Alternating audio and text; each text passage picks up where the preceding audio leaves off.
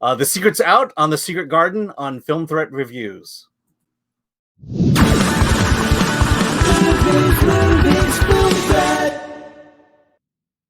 I'm Alan A. I'm managing editor of Film Threat. I'm with Zorianna Kit, and today we're talking about The Secret Garden.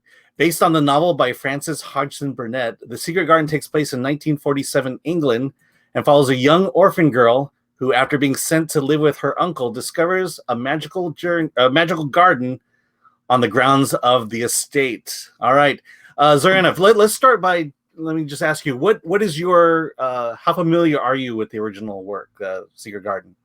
I'm familiar with it in that it just seems to have been one of those tales that has always been part of my childhood in some capacity or another. There was always some film version or TV version that just kind of floated through my childhood. So by virtue of that, when I heard that there was a new one, my first thought was like, do we really need another one? I wasn't like that into reliving that, but boy, I'm so glad I did. So glad. Yeah.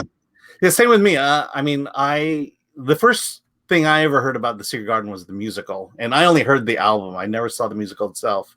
And then the most recent, which I think was like 20 years ago, the last version of it in theaters. Oh, I know Colin's version. I think that's the one you're talking about. Yeah.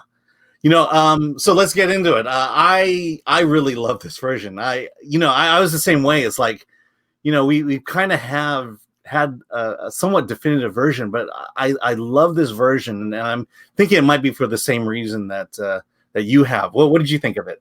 Well, I loved it so much. Like, I loved it in that same way that I loved Chronicles of Narnia or Paddington. It's a family movie, but it tackles some really surprisingly heavy themes like loss and mental illness and neglect.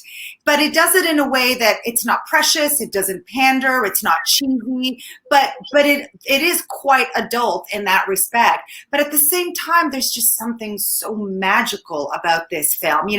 Animals in this movie, for instance, just as an example, often in real life, animals are considered spirit guides by people who study spirituality. And here, this is exactly what we have here. We've got a dog leading them to the gates of the secret garden. We have a bird that is able to point them in the right direction exactly when it's necessary. There's butterflies coming off her shirt and so many cool things like that. And, at the end of the film, there's just this collective healing for everyone. And it's accepted. It's not... it's Home Alone, but they're not really alone. They're just Home Alone in the 1940s. Yeah, well, in a house that big, you might as well be alone. Yes, exactly.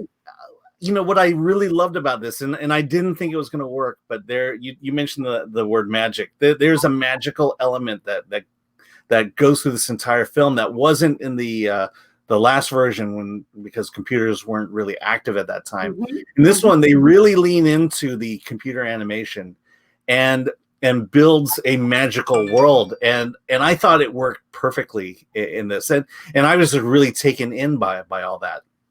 But that's what makes it so awesome, is because we're in 2020 and because technology has advanced so much, that a movie like this definitely should take full advantage of that and adopt all the aspects of special effects, visual effects, any type of effects to really elevate this film.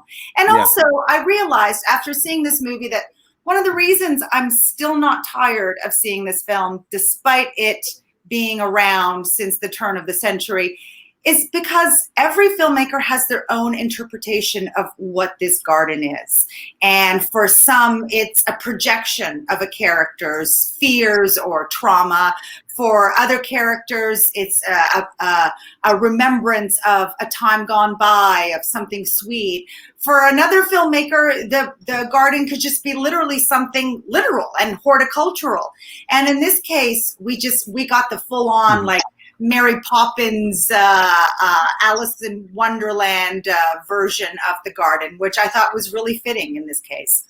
It all worked, and it shouldn't surprise you then that the writers and producers of this did Paddington 1 and 2. Yeah, they nailed the story spot on. And even with all the computer animation, they got the story down, and it's this idea of loss, and how people deal with it differently. How Archie, he, when his wife died, he put her memories away in a box, including her son. Yeah. And then for Mary, it's the idea that she's shut off because she feels responsible for her mother's death in a way. Yeah. And so if you're a fan of the book, you're gonna love it. If you're a fan of just this, if you're just gonna love this movie regardless. If you have kids, it's a great way to introduce them to death. Well, yeah. Well, yes, that too. I was going to say it's a great way of introducing them to the book. So if this film makes somebody pick up the book and read it, then hey, like that's a great intent and a great thing, and it's successful, job well done. Okay, so I gave it a 8 out of 10. What did you give it? 8 out of 10 is what I gave it as well. We're on the same page on this one. All right. Well, this is Film Threat Reviews. Visit filmthreat.com for more news and reviews of independent film. And with that, we'll see you later. Okay.